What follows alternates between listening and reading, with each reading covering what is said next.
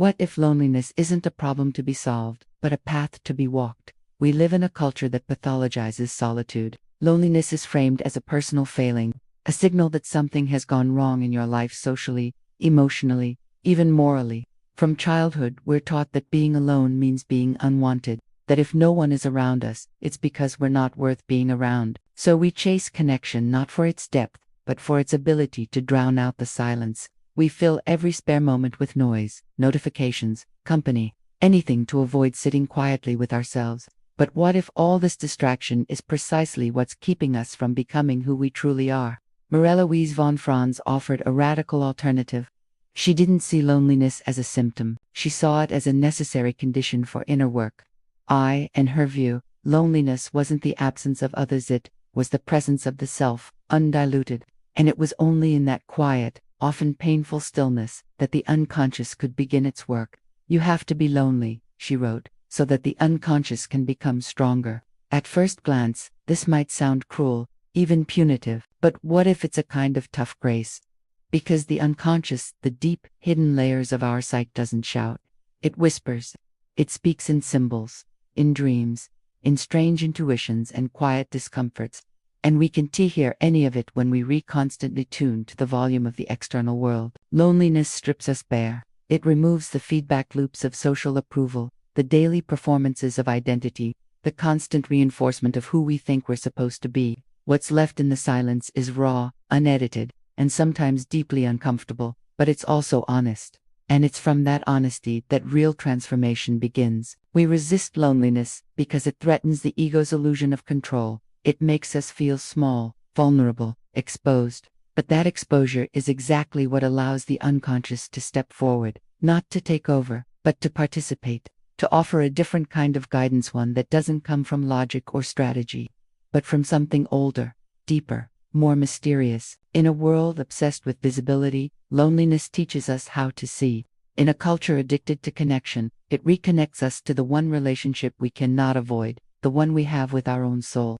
So the next time you find yourself alone, not by choice, but by circumstance, pause before rushing to fill the space. What if this isn't a failure? What if it's an invitation?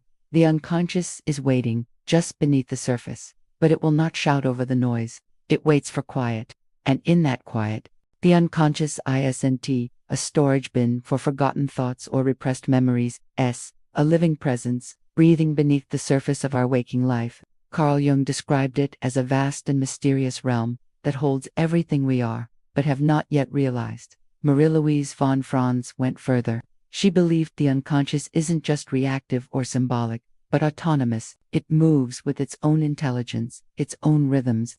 It wants something from us. And if we listen, really listen, it begins to speak. But most people never hear it. Not because it's silent, but because we're loud. The modern mind is crowded with opinions, headlines, feedback, expectation. We're never not performing, never not watching ourselves be watched. And in this state, the voice of the unconscious becomes almost impossible to detect. It's not because it's weak, but because it refuses to shout. It's like a wild animal. It only emerges when the forest is quiet. Von Franz saw the unconscious as a second intelligence inside us, not inferior to the ego, just different. While the ego builds walls and makes lists, the unconscious paints, dreams, and drops strange coincidences into our lives.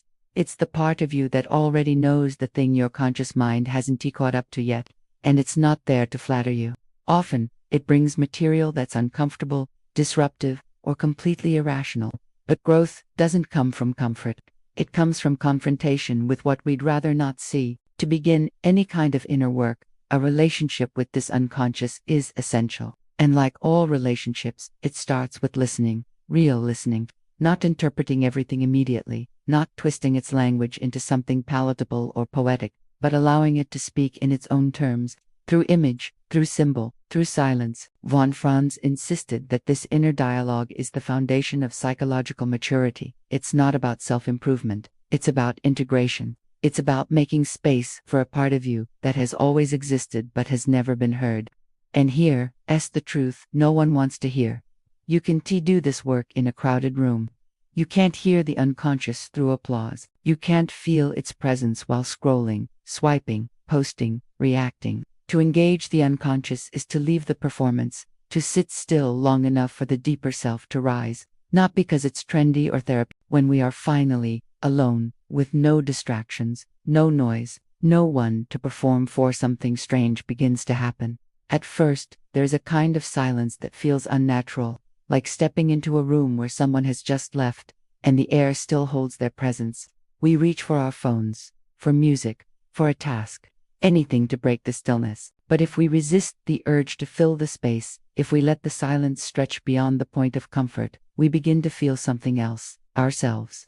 In solitude, the ego starts to lose its grip, not in a dramatic or catastrophic way, but slowly, subtly, without an audience to impress or a schedule to keep. The ego's favorite distractions begin to fall away. The curated identity, the tight control, the constant search for affirmation, they lose their relevance. What's left is the raw, unfiltered landscape of the psyche. Thoughts you forgot you had, memories that rise without warning, emotions that don't ask for permission. It can feel like being haunted by your own mind. Von Franz understood this terrain intimately. She knew that solitude wasn't just a quiet room, it was a kind of pressure chamber, where everything repressed, neglected, or half-seen would rise to the surface. Reflection becomes inevitable, not the kind where you gently ponder your day, but the deeper kind, the kind that confronts you with truths you've been evading for years. In solitude, you don't just remember, you feel. And sometimes, what you feel is deeply uncomfortable. But this discomfort is not a flaw in the process, it is the process. The psyche, like the body, doesn't heal without sensation. And when the distractions are gone, you begin to notice what hurts and, more importantly, why. In contrast, modern life offers a constant escape. Stimulation is everywhere. Screens, schedules, conversations, metrics of approval. We stay busy not because we have to, but because busyness protects us. It insulates us from that strange, honest mirror that solitude provides. We chase connection not out of need, but out of fear. Because being alone means meeting ourselves, and we're not always ready for that. But von Franz didn't see solitude as punishment. She saw it as medicine. Not the sweet kind, but the bitter kind that actually works. Solitude strips away the ego's distractions, not to punish us, but to reveal something more enduring beneath them. A deeper voice. A more ancient self, something in us that is not shaped by trends or timelines, but by symbols, instincts, and inner truths. And once we've heard that voice, even faintly, the world changes. Not because it becomes. There's a moment in deep solitude when the silence turns into something else, something harder. At first, it might feel like sadness, or boredom, or anxiety. But beneath those labels lies something older and more elusive. The shadow. Jung called it the hidden half of the Sikha, part of ourselves we deny, disown, or are too ashamed to face. And Marie-Louise von Franz knew that solitude, if sustained long enough, doesn't just make space for peace or insight. It makes space for the shadow to emerge. Loneliness hurts, not simply because we're alone, but because, without distraction, the mirror becomes too clear. We begin to see the things we've spent years trying to forget. Envy, pettiness, self-hatred, the roles we've played, the truths we've edited. All the masks we wear so comfortably in public begin to peel away, and what's left is what we've buried. It's easy to be kind when people are watching, easy to be wise when surrounded by applause. But who are we when no one is looking?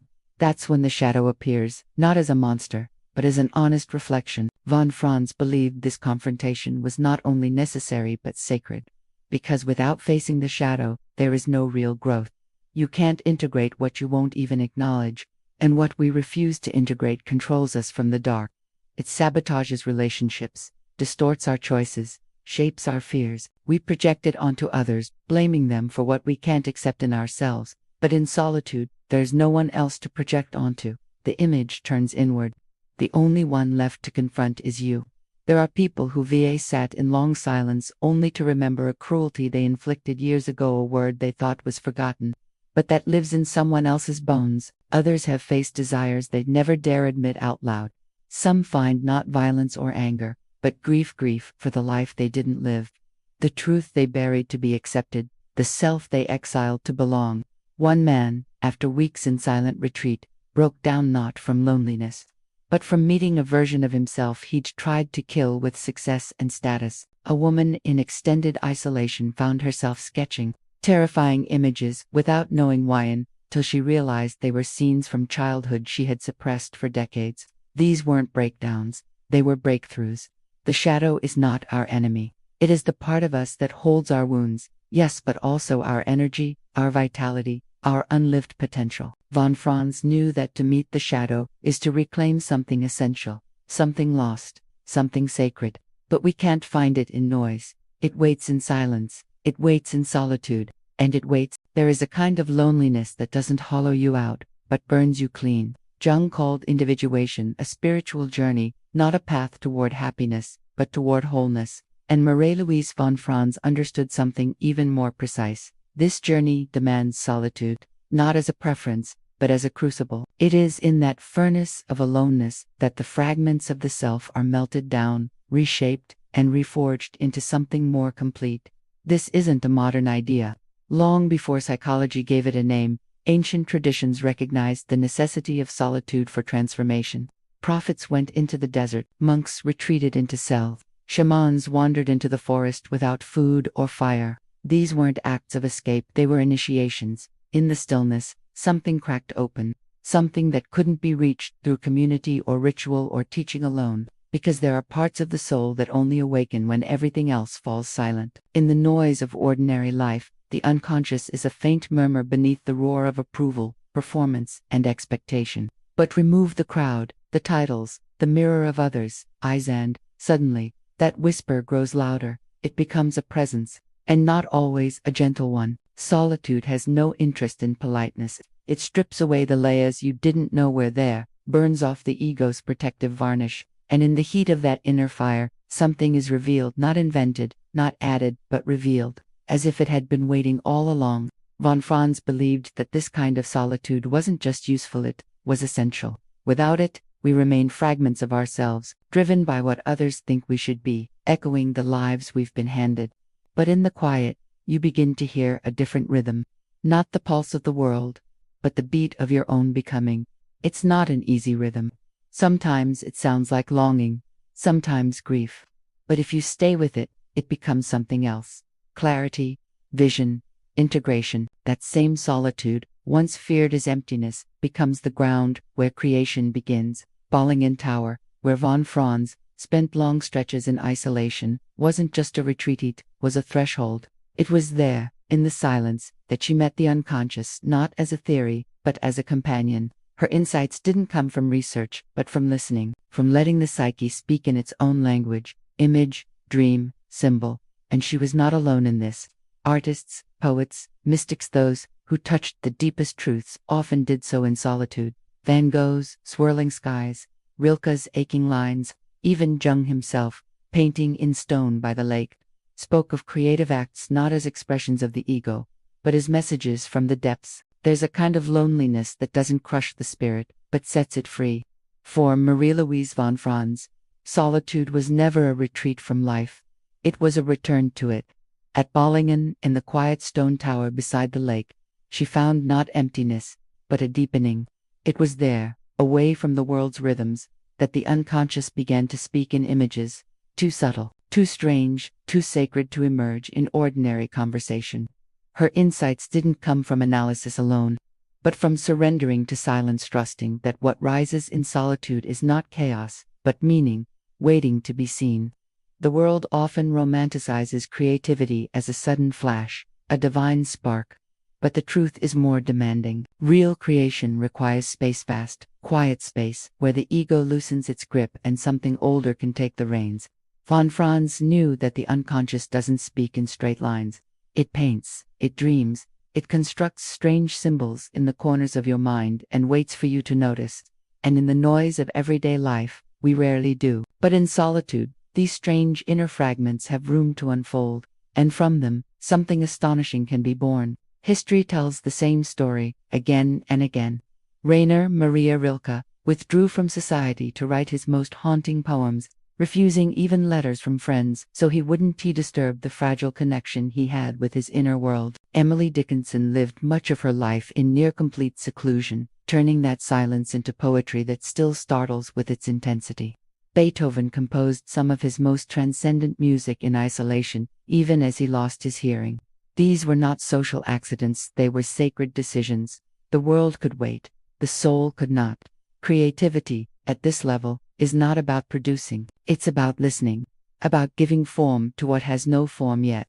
Von Franz's work often reads less like psychology and more like myth-telling, not because she was escaping science, but because she was in touch with the archetypal world from which myth itself emerges. Her ability to interpret dreams, to understand fairy tales as maps of the psyche, didn't come from textbooks. It came from years of walking the terrain of her own inner wilderness. To create in this way is not to decorate the world, it is to reveal it. It is to give voice to the parts of us that language alone cannot reach, and that voice needs stillness, it needs absence, it needs the fertile loneliness that scares us, because it dismantles everything false before allowing anything true to be built. In solitude, the unconscious doesn't just whisper, it imagines, and if you're quiet enough and patient enough, it will hand you something unexpected, not just a creation, but a revelation. Not just art, but a deeper version of yourself.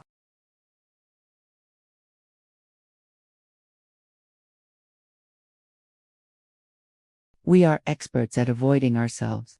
The moment silence creeps in, we reach for distraction like a reflex. A glowing screen, a passing conversation, a to-do list, a drink, a scroll. Anything to keep the stillness at bay.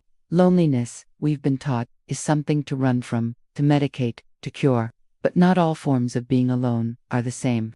There is a loneliness that wounds, yes, but there is also a solitude that heals. The tragedy is that we often confuse the two, and in trying to escape one, we throw away the other. Marie-Louise von Franz understood this difference with piercing clarity.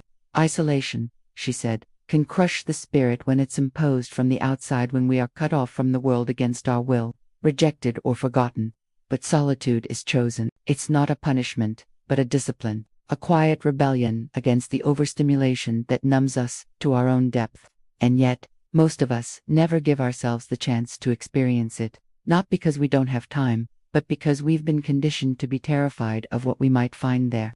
Modern life is built on avoidance. Everything is engineered to keep us from pausing, reflecting, feeling too much. The pace is frantic, the noise relentless. We carry a universe of distraction in our pockets, available at the flick of a thumb. We live in a constant feed of information, opinions, validation and mistake that flood for connection. But behind the flood is a drought, a deep psychic dehydration. The unconscious has no room to breathe in a life lived on the surface. Von Franz warned that the very state required for inner growth, stillness, emptiness, the space where the unconscious begins to rise, is the state we're most often told to avoid. We fear it because it dismantles the narrative we've constructed. It reveals what's underneath the role, the mask, the posture. And that unveiling, though essential, is uncomfortable. But the discomfort isn't the problem, it's the path. The real danger lies in numbing it away. Every moment spent in distraction is a moment borrowed from self-discovery. Every avoidance is a delay. And the longer we delay, the harder it becomes to remember what stillness even feels like. We become strangers to our own depths, experts in performance, amateurs at presence. But growth, real, lasting, inner transformation doesn't happen by chasing more. It happens by making space for less. To stop running is not to collapse. It is to arrive. To choose solitude is not to disappear, but to finally appear to yourself. The world will not teach you how to do this. In fact, it will quietly punish you for trying. But the unconscious doesn't care about likes or deadlines. It waits beneath the surface, unhurried, undemanding. All it needs is silence and the courage to face it.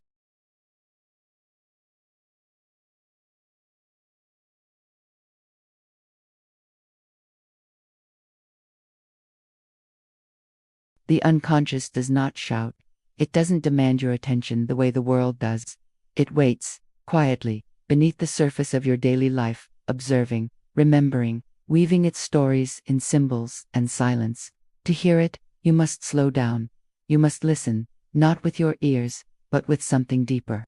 something most of us have forgotten how to use. Listening to the unconscious is not about effort, it is about space. And most of us live lives so crowded there is simply no room left for anything unknown to appear. Marie-Louise von Franz believed that the unconscious is always trying to speak to us, but that its language is different from the one we retaught to use. It speaks in dream images, strange moods, sudden insights, and odd, persistent symbols. You won't find it in your calendar or inbox. You find it in the quiet moments, the moments you usually rush to fill. To truly listen, you need a practice. Not a routine of discipline and achievement, but a gentle ritual of invitation. Something that says, I'm here, I'm ready. Even if I don't understand you yet, journaling is one of the oldest doorways. Not the curated writing we show to others, but raw, unedited thoughts, the kind that spills onto the page before your ego has a chance to tidy it up. In those scattered sentences and half-finished ideas, something strange starts to show up. A pattern, a question, a voice that doesn't sound quite like yours, but feels more honest than anything you've said aloud in weeks. Dreams, too, are a kind of message. Von Franz believed they were letters from the unconscious, delivered each night whether we remember them or not. Writing them down, not just analyzing them, but honoring them creates a conversation. And over time, the unconscious begins to speak more clearly, more often. But it won't speak into noise. It won't compete with the constant scroll of distraction. That's why silence matters, not as absence, but as space. A sacred pause where something other than your conscious mind can finally enter the room. Von Franz treated inner work as something almost ceremonial. A candle lit, a walk taken without headphones, a room left quiet long enough for something to arise. These small rituals aren't aesthetics, they're psychological signals. They tell the unconscious it's safe to emerge. And when it does, it brings not just insight, but healing, guidance, meaning. Loneliness, in this view, is not a mistake, it's a threshold. It feels like emptiness at first, but it isn't. It's space being made. And into that space, the unconscious steps forward not as a problem to be solved, but as a companion to be heard. Listening to it is not always easy, but it is always worth it, because what waits behind the silence is nothing less than the forgotten half of yourself. There is a moment, often after a long silence, when something shifts. It doesn't arrive with trumpets or certainty, but with a quiet clarity that feels older than you are. After the discomfort, after the dreams, after the ache of loneliness has softened into stillness, something begins to emerge. Not a better version of yourself, not some perfected identity, but a sense of coherence, a knowing, as if all the scattered parts of you had slowly found their way back home. Marie-Louise von Franz saw this often in her work. People who came fragmented by noise, by performance, by the weight of roles they no longer believed in. They were anxious, disconnected, sometimes convinced they were broken. But what they needed wasn't more advice or analysis. They needed space. They needed to be still long enough for the unconscious to do its slow, invisible work. And when it did, what emerged wasn't just relief, it was transformation. Real psychological rebirth, not dramatic, not sudden, but unmistakable. A woman haunted by indecision begins to trust her intuition. A man consumed by rage dreams of water, and wakes with something softer in his chest. A person who once feared being alone, now defends their solitude as sacred ground. This is the gift of wholeness. And it never arrives from the outside. It isn't built on more connections, more followers, more achievements. Those things may distract us from our emptiness, but they don't fill it. Wholeness comes when we stop outsourcing our worth, when we stop arranging our lives around what will please or impress, and instead begin listening to what is quietly asking to be integrated. The weak parts, the forgotten parts, the ones we thought we had to hide to be loved. The unconscious doesn't want perfection. It wants truth. It wants all of you, not just the image, but the shadow. Not just the plan, but the wound. And when you've spent enough time in silence, enough time letting those pieces speak and breathe, you begin to feel it. A sense of inner alignment. The war within starts to quiet. The split between who you are and who you pretend to be begins to close. Von Franz never promised ease. She knew this process would often hurt.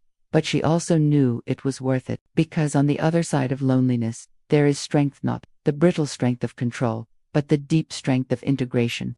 The kind that doesn't need to prove anything, the kind that can stand alone without feeling empty. Wholeness is not a finish line. It's not a reward. It's a return, a remembering of what was never actually missing, only buried beneath noise, fear, and the need to belong. And the great paradox is this: to come home to yourself, you often have to leave everything else behind, just long enough to hear what was calling you all along. There's a strange moment, often late in the process, when solitude begins to feel less like a wall and more like a window. You sit in silence, thinking you've gone inward, thinking this journey is yours alone, and then something shifts. You feel it not as isolation, but as connection, a thread, a pulse, as if your private pain were echoing through something much larger, something ancient, shared, and suddenly, the loneliness that once felt unbearable begins to reveal its hidden truth. You are not the only one here. Marie-Louise von Franz understood this paradox better than most.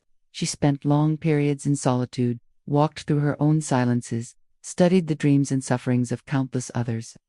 And what she discovered was not despair, but a deep coherence. Beneath the personal unconscious, she saw what Jung called the collective, the vast, shared psychic foundation from which our symbols and instincts arise. And this, she believed, is what solitude eventually leads us to, not just the self, but the self as a doorway into the whole. In loneliness, she once said, you meet not just yourself, but the soul of the world. It sounds poetic, but it is not metaphor. It is experience. Anyone who has stayed with their solitude long enough knows this. The personal ache begins to open into something wider, more spacious. Your grief starts to feel less like yours and more like a current moving through all things. The image that appears in your dream feels ancient, like something remembered rather than imagined. And in those moments, the idea of being alone begins to lose its meaning, because we all carry the unconscious. Every single person, whether they know it or not, whether they listen or not. Beneath every surface, behind the laughter, the scrolling, the small talk, is a quiet longing to be seen, to be whole, to be real. Loneliness feels like exile, but in truth, it's a passage, a rite into a deeper belonging. Not to a group, not to an ideology, but to the human condition itself. The world teaches us to fear being alone, but what it doesn't say is that, in solitude, you join a lineage, the mystics, the exiles, the dreamers, the artists, the ones who chose silence over noise, truth over comfort. You are not the first to walk this path, and you will not be the last. So when the loneliness rises again, as it will, don't rush to escape it. Sit with it. Ask what it's here to show you. And remember, someone else, somewhere else, is doing the same. Listening to their unconscious, holding their questions, making space for what wants to be known. You are alone, yes, but only in the way roots are alone beneath the surface, reaching in the same direction.